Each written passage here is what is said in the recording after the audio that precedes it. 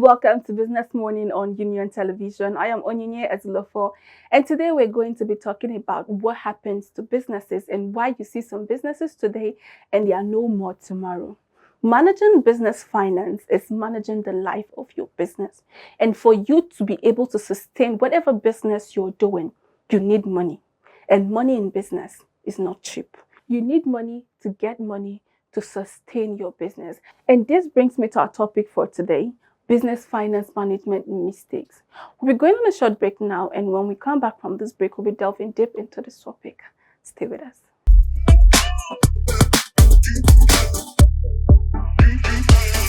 Welcome back to Business Morning. We're still discussing business finance management mistakes. You notice that there are people who are running a successful business today, and 2 months down the line, the business is shaking. You walk into the store or you get to the business premise and there's nothing there. You can just see that the business is shrinking and you're wondering what's happening, but they are living large.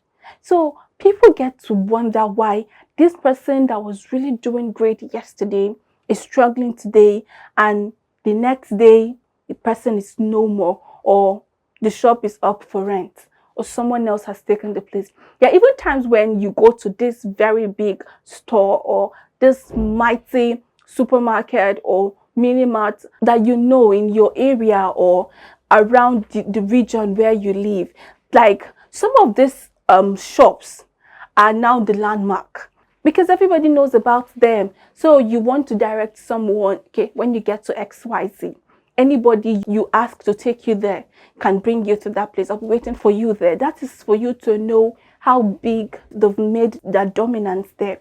But then over time, they're no longer there. You're literally working, and it's as if they keep growing down by the day, they keep going down. They don't have products, they're losing customers. They don't necessarily have a competitor by their side. So it's not as if their competitors are pulling customers or they are in a customer war. No, they are the only people there, but they cannot stand. Now, besides these stores, there are other businesses like that who are struggling. And what can be this mistake they're making? Because you cannot be doing the right thing and be struggling in this manner. This is not to say that business people don't struggle. Business people do struggle. Business is challenging. Business is not a walk in the park. Business is not for the faint-hearted. You need to be courageous. You need to be someone who can accommodate a lot. You need to be someone who is committed to a cause, and you need to be someone who can stay committed when you commit to a cause, because business is not that thing that happens today and is blown tomorrow. What are some of these mistakes that business people make even without knowing? The first one we're going to be reviewing is inappropriate pricing or inadequate pricing. So what happens at this point? They just have a price for the product.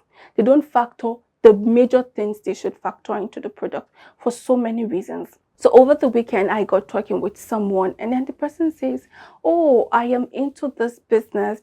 Although I'm just starting, I am new in the location. I need customers. I need people to know me. But it's as if people are not getting to know me. It's as if I'm not getting customers. See, my work is not being appreciated. So if I get somebody to make product for, or if I get somebody to cook for, I would have to charge the person less." And I had to ask, what do you mean by less? Can you talk in numbers? What is the number you consider less? So she says, let's say an XYZ size of cake is 50,000. I could do that for 30 or 35 so that the person can test my work and want to come back. I was like, really? I said, yes, because you want to keep this person, or because you want the person to test your work, or why exactly are you doing this? And then she answered, things are expensive now. There is no money. I understand that things are also hard for the person. So at least something they can pay. Do you do business with PT? I mean, this person that you're considering can actually pay the full amount. So why are you giving off your money? Why are you losing money? And then she was with someone who is making the same thing. The person has factored all the costs, and what she thought was 50,000 is now 70,000. And the person decides to sell for 85,000. She screamed, "That's too much. They wouldn't pay it. Nobody will pay you this money. You cannot be selling for that amount." And the money was paid instantly. It's like, this is it. The money has been paid. Wow. So people can pay this amount? Yes. People can pay this amount. Because if she continues doing business like that, she'll be in business and she'll be losing. And in no time, she'll be out of business. Why? You work and you don't see the money. So you have a store or you have your bakery. You're selling. You're always selling. But when you have your money put together, you're struggling to buy flour. You're struggling to buy milk. You're struggling to egg. egg. What are you now doing? If you cannot buy what you need to bake, can you pay yourself? Can you afford to pay yourself from that business? Can you afford to invest into the business? You can't. So you're going to keep losing money until you don't have money anymore. Because what happens is someone comes to do a job and you underprice. Then you take part of your money to make up for what that person wants and you deliver. It is not considered excellent service. You're not doing a great job. You're honestly not doing a great job. You're hurting your business and you're hurting yourself. Because you'll be that person who is in business and is begging. You'll be that person who is in business and can't cater for your family. You'll be that person who is in business and cannot even reach stock. If you've run out of things, you're looking for who to give you money. Why? Well, you've been in business. So what are you factoring into your costing? The other lady had to tell her, for this cake, I am factoring the cost of flour. And by the cost of flour, I mean the current cost of flour, the sugar, the egg. I'm factoring everything I'm going to use in making this cake, the ingredients.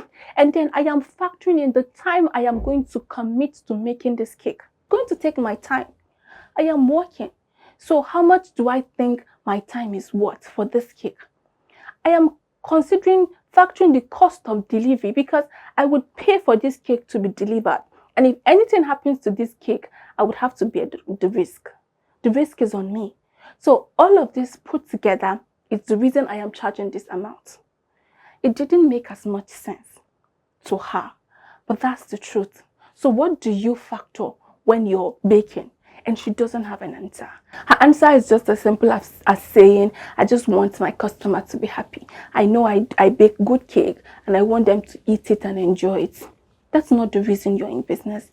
Ensure you cost appropriately. Do your costing right and infuse it into your pricing. Price right. Don't underprice. You don't have to overprice too because you need to keep your customers. Don't be that business person who customer has to beg and then you're selling below cost price. If you sell everything you have below cost price, you cannot even afford your shop rent.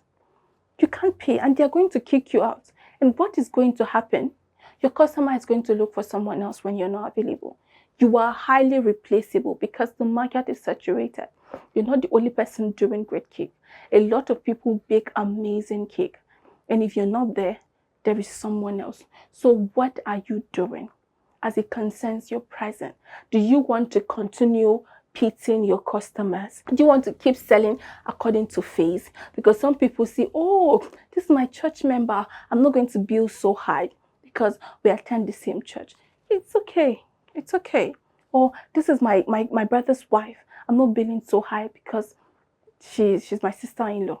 That's fine. But then when you're out of business, can this your sister-in-law keep you in business? No. It is business before pleasure. If you decide to bake a cake and give to your church member, that's okay. If you decide to bake a cake, and give to your sister-in-law, that's fine.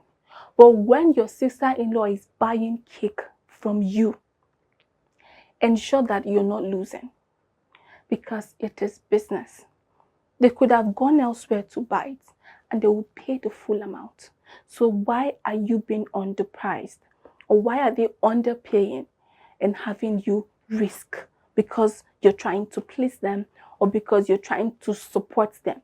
It is one thing to want to support someone, but you should make sure they know the full cost. So you can tell them, this is the full cost of this cake. We don't give discounts. But because I know you're doing it for your XYZ, I'm going to give you discount of this. Now, this discount I'm giving you, I'm not taking it out completely. I am going to be paying for it because, of course, probably her child's birthday is also my boy. So I'm giving my boy this. Some people can decide to support by ensuring that they pay the full amount for the cake and the moderate discount any other customer can get. Then they can make cupcakes that will accompany it as a way of supporting. But you don't hurt your business because you're trying to please people.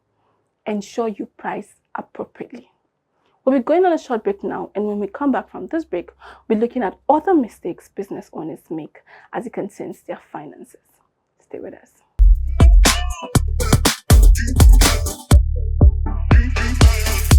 The next tip we're looking at is wrong asset investments. So you live on the mainland, for example, and you don't have customers in the mainland. Your customers don't even live there. You don't even have customers in your street. And you're going to rent a shop at Banana Island for who to buy from you, right? Now that's a good place. That's a very good place to rent your store. It's a very good place. You know you're going to get to see celebrities, and will they buy from you? Is the question. When you get a store at Banana Island, what that implies is you would have to invest in the aesthetic of that shop to meet the standard of that location. Otherwise, nobody's going to look at you. How much would it cost you? This is good investment, right? But you're doing the wrong thing. How much would it cost you?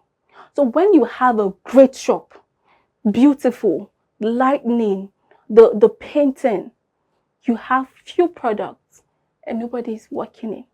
What do you want to do? How do you plan on renewing that rent? How do you plan on renewing that rent? And you know you've lost money you cannot recover. Because if the landlord says vacate, move out of this building in the next 2 weeks, you're not going with your paint. You're not going to recover the shop rent. Some of the designs you've done, you can't even live with it. The only thing you can live with is most likely furniture products. So what happens? That's wrong investment. Now that location you chose that you believe is great, of course, great, but not serving your business. If you take the money you used in investing in that location and decide to rent a store anywhere around Adeni, Jones, or Allen, you're going to be getting a store at a way cheaper price. And when you furnish this shop, you still have a lot of money left. Okay? But is it still a good option? No. Because you're investing in the wrong thing. Nobody knows you. Your next door neighbor does not even know what you sell. And then you pay heavily to get a store, to beautify it, and nobody walks in for 2 months. How do you plan on recovering? There are different channels. What are the channels you're supposed to explore before you make that bold move? Some people go to get stores and they are getting stores in streets, not busy places. Nobody is there. You have a store in a residential area. So in the morning, everybody goes out and nobody is coming in till when you're going home. They are leaving, you're coming. You're leaving, they are coming. How would they patronize you? But if you already leveraged other channels, when you now have this store, you can be referring people. So it's about knowing what channels works for your business. What are the channels you need to explore to get your business, to get your customers? And how much would it cost you? If you're exploring other channels, and let's say you're online, you don't have any working store, or you don't have a physical store, or probably you have a store where you sample your products, but you don't own it. You just have a space, and you can show that space to anybody who wants to see. And if people want to pick up, they can come there and pick up. You know, that's another channel besides having your online platforms, because there are people who would insist they want to work in. You have somewhere to work into. You're not going to be paying much because you're not renting the space. You're not paying for for the whole light bill. You're not paying for the painting and the aesthetic. You're just going to be paying a portion because you have a stand. And that is your own way of cutting costs and saving more. So when you run ads, how much are you using to run ads? And how much is your ad generating when you run ads? Do you have leads? Is the conversion rate high? If you have high conversion, how many people are bought? So you keep checking. These people that have bought from you, how do you make them repeat customers? How do you now make them loyal customers? You're saving money because you cannot run ads for the amount of money you would use in renting a store in Banana Island. You can't. You can't run that amount of ad. You would always have money left. So some people go into the wrong asset investment. This investment is great, but you don't need it. There's some people that they would rather go to build their own store. Why are you building your own store when you can rent? Why? They finish building the store, there is no money to furnish the place and move in. So there's a store, business is not running. So you remember the reason you built the store is to run your business. So the money you're supposed to use in running your business is what you invested in building. It is going to generate money with time because you can rent the store. But at that time, your business is going down. And when your business is going down, how do you now complete that building? What assets are you investing and how relevant is that to your business? You need to know it. This is the second mistake business people make. The third mistake business people make is high cost of customer acquisition. Have you taken the time to ask yourself how much it costs you to get one customer? How much does one customer cost? Because there are people that when they want to get a customer, or you're a fashion designer, you know that you're going to buy crepe, you're buying organza, you're buying lace, you're buying this, you're buying that. And you buy all of these things and you factor the price. You know how much you're supposed to charge, but because you want to keep or make this person your customer, you slash it by 2, and that's the price you're presenting. Why? How much does it cost you to get a customer? And can you sustain it? If every customer costs you 25,000, that means you lose 25,000 per customer or per product. Now, is 25,000 worth a customer? Because there are some customers that worth it. There are some customers that would make the first clothes and you lose 25,000, and then they come back with over 10 fabrics, and they need very good designs and beautiful styles that would warrant work. And when you're now billing them the full price, they don't have a problem paying. And the reason is because they know your work, they appreciate it, so they can cope with it. But there are customers that you lose 25,000 for the first job. They expect you to keep losing 25,000 because you need them to stay. So when you're telling them, oh, you can't, but the last time you did it, or someone does it better, so how much does it cost you to get a customer? Because if that customer says, okay, I don't think I have this amount, I can't stay, the customer leaves, you didn't get a customer in the end. So you lost money. So you go ahead again for someone else and you lose 25,000. Is it worth it? Can your business thrive on that? How do you think you can sustain your business when you're always leaving money on the table because you're trying to impress your customers? You might not be that person who makes clothes, right? You could be someone who is into a different kind of business. But then what happens to you is that when your customer comes, you owe them a meal. So your customer gets to eat lunch every time they walk in. How much does this lunch cost? And how much product did this customer purchase? Is it worth it? When you're able to calculate that, you would know whether you can sustain your business or not. Because the more you keep losing that kind of money, it gets to a point when you can no longer sustain it. And what happens is that the customer who comes to buy from you because of the food stops buying from you. Or customers would rather go to where they can keep getting the food. And in a few days' time, you are alone. You have products, you don't have a buyer because they are not loyal. They are just coming for the perks they are getting.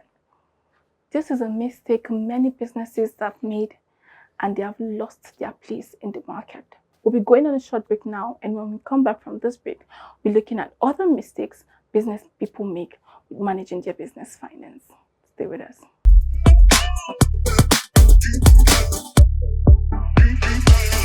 Welcome back to Business Morning. We're still discussing business finance management mistakes. And the next mistake we're looking at is lack of business model.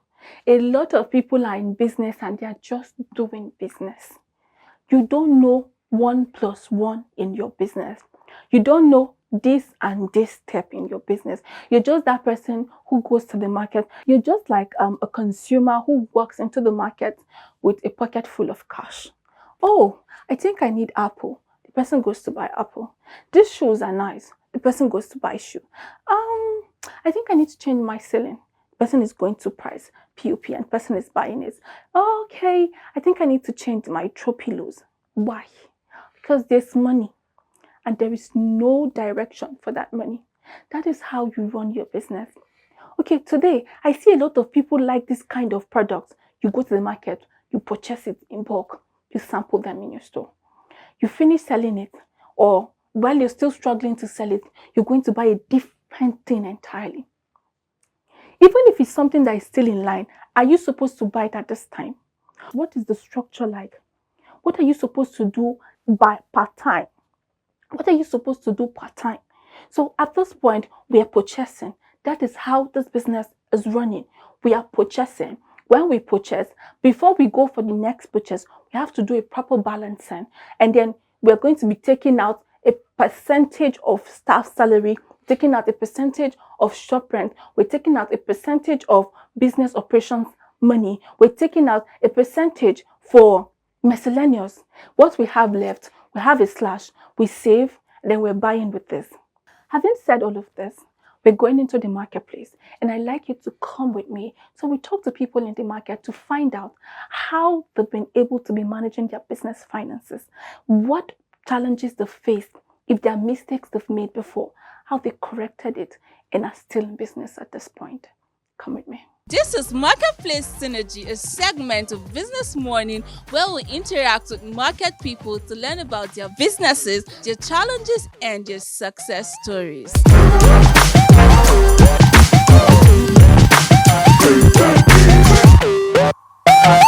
How is business going? Thank God so far. For how long have you been in this business? Well, my journey as a nail tech started in 2021 after the pandemic. And so far, I've been pushing. I was in Abuja. I relocated to Lagos, I think October last year. To be precise, on the 3rd of October, I relocated to Lagos. It has been a big challenge for me, but I've been able to push myself to a limit that I never knew that I will actually go that far. Along the line, or in this business, did you come across, or were there times that you were faced with challenges? Yeah, like I said, the business has been for a very long time, but I just got in. And well, it has not been with a lot of challenges because I do more with people referring people to me. So not that I have anybody out to go and talk to you that this is what I do and this is what I do. So because I do it well, people refer people to me, despite what is going on in the country right now. But to the glory of God, we're trying. What has kept you in this business for this length of time? Well, one thing I must say about having a business or owning a business is the passion that comes with it, right? So if you don't have passion for something, with time, you tend to lose focus and you lose your touch. So I've always had passion for this job, and that's what has actually kept me from with the support I have from my family and my friends and my beautiful clients. It has kept me going every single day, and it gives me that spirit, that zeal to keep pushing and do better every day. So it's been a roller coaster, starting a business somewhere and growing it and then moving to another state just to build yourself. But so far, so good. I really thank God for the growth so far. So there were no points where you had financial challenge. Financial charges dey plenty. It did now. School fees they come very soon. Meaning in this business, financial challenges in this business, not your personal life. Yes, now financial charges plenty now. But wetin I dey talk? You no get like this now to go back home wasn't the same way I spent going back home when I got incorporated into it. When I joined, like I have to get back to Ikotun with just about 200 naira. But now, if I don't have 500 naira, 600, I won't get to my home, and I still live around the Ikotun. Now, were there times that you had financial challenges in this business? Oh yes, definitely. We do. There's no business that there's no any financial challenges. There's no business that doesn't have any financial challenges on its own. But in our own certain way, we do have financial business challenges sometimes. Once in a while, it do come. So, but we do find a way to go around it and go about it so that we'll bounce off that. All right. Now, were there times that you had financial challenges in this business? A lot of challenges, like a lot of them. But with the help of God and with the help of my determination, like I said earlier, and being strong and knowing the kind of business you are running, that helps too. Yes. Now I see that the shop is packed full and everything is the way it should be. Now, can you tell us how you came out of these challenges that confronted? Oh, well, it's by the grace of God, firstly, by the grace of God, and putting in more effort and working more harder every day, and by savings, yes, by savings and adding more to my business. That's how it is. What advice do you have to give to other business people on how to spend their business money? Firstly, the way they should spend their money matters. And if they want to open this kind of business, they need to know the kind of person they are. Some people spend money lavishly. That kind of person can just, okay, if it's monthly, I want to save money. If it's weekly, it depends. Our work here actually deals with commission. So you can decide that, okay, the commission I'm collecting is, if I want to contribute, if I want to save maybe 500 naira out of it, or the rest. That's how. As a business person, what advice do you have to give to other business persons on how to spend their business money? All right. Now, let me come out like the kind of person I am, the truth of me, about me. Because I said my name is Apostle. My name is MC Apostle. Yes, as a business owner, fine. The country be like this. Everything can they go up. Can't be like say, set. You no need to inflate the price again. Even though that just small money you see for the business, just make sure say no be you they shut your business down. No, you don't get my point. No, you get my point. Just make sure say even though the normal say okay you want to do this business, at least you earn about 10% from the normal business. Why don't you just bring it down to about 5% and let more customer keep coming, more applicants, more clients. Like the other day, I had event. Somebody asked me to come and anchor, and I checked it out. Like on a norm, I'm supposed to take this for about 200. I just decided to bring it down to about 75. And at the end of the day, even after the party itself, I still earn more than 100,000 naira. Because of my own personal job, say, okay, waiting I sabi do. I had to even put more into it. As a matter of fact, before I went for the event, I had to put myself on a good clothes. Do you understand what I'm saying? Put myself to look well more than what the event cost, more than what they gave me, more than what the so you get what I'm saying? What I'm going to say is that just believe in yourself. if you have the belief that you can do it, you will do it. You don't have to use all your fingers to eat, because nowadays now things are going up now, so you don't have to use all your fingers to eat. If you have any small capital to start up a business, just close your eyes and do it, and start your business, even in a small little way. By the time, in a short time, you will see that the business is going to grow and it's going to blow, and you are going to be established. All right. Now, as a business person, what advice do you have to give to other business person on how to spend their business money? Hmm. Okay, that's a very tricky question, and a lot of business suffer stagnation because of the way they spend their finances, right? So it's important you keep record of every single penny that comes in and goes out of your business. Even if you use it for your personal use, it's still very important you replace that money to the business. That's the only way the business will grow, because if you keep spending, at the end of the day, year in, year out, you don't even know what you're making. You don't have any record of your inflow, your outflow. You just be floating as a business. So it's important you keep record to track what you are doing. That's the only way you know if you are making progress as a business or not. My advice for them is simple: keep pushing yourself, believe in yourself. Nobody will believe in you the way you believe in yourself, right? So if you don't believe in yourself first, there's no point starting any business, because at the end of the day, you just lose touch and lose focus. So you have to believe in yourself and keep pushing. And it's a learning process. You can't do everything within a space of 2 months. You want to learn everything, you want to be big. It takes time, it takes stage, it takes patience. So just be patient and everything will be fine. All right. Now, as a business person, what advice do you have to people who want to go into this similar business? You want to go into whatever business you want to go into.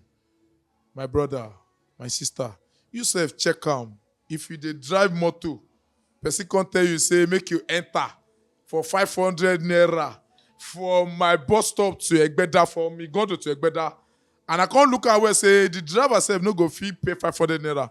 It go even better for make a hang for back. You know, get make a hang. You know that all those daffodils they take hang for back of motor, reach Egbeda for free. Even though now just 20 naira you go give for the business. Just money, collect time. See small money, chicken money. Just make sure say your business they grow. It's better to have quality, no, like in business, like it's better to have more customers, and on smaller money, just cut money small, than to have than to have small customers. Every say plenty. No, not be this kind of country where we dey. Everything they go up now. That's what it be. Now, were there times that you were faced with financial challenges in this business? Of course, of course. When I started, it was a bit tough for me. But like I said, it's actually when you start a business as a small business, it's good you have support from family. Like I said, family is key, is important, right? So when you're starting a small business, no matter how small it is important not to take loan at first, right? You just tap from every single person you can tap from and start. I think that was what I did when I had challenges financially, and that also motivated me because a lot of people believed in me. So I needed to give back. You get, so yeah. What advice would you have to give to someone who wants to start up a business like If you want to start a business, it's not easy. It's not an easy journey. But if you have a small capital, you can start from small. You can start buying from small wholesalers. You can be a retailer by yourself. You can start selling, buying from small wholesale and sell in your own way. You can add if you are buying like this product now is 15,000. You buy from your wholesale 15,000. You can add a little profit to your own. That is going to be your own gain too. So as you to have some money back, and you are going to use it to buy another product again times two again. So that's how it is. Yes. that? Right now, what advice do you have to someone to give to someone who wants to start a business like this? The only advice is that the only advice I have is once you want to do this business, you need to be determined that, okay, this is what I want to do. I want to work for, with this under this business for a period of time. Like, for example, let me use myself as an example. I had the mind of doing this work for 5 years. Then after then, I see that what I wanted to achieve, I was unable to meet up. So if you are not strong in the business yet, there's no how you can. So the first thing is that the first advice is that you need to have a strong mind and be strong in it. And that will be all on Marketplace Synergy today.